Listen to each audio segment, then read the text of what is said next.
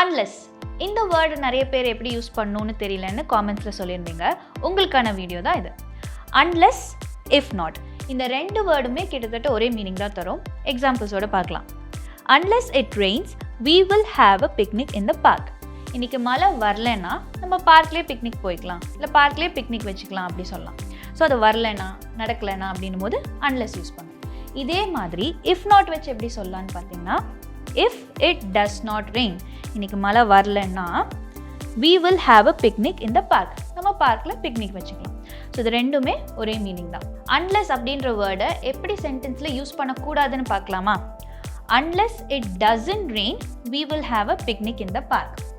unless அப்படின்ற வேர்டை எப்போவுமே ஒரு நெகட்டிவ் வேர்ட் கூட யூஸ் பண்ணக்கூடாது.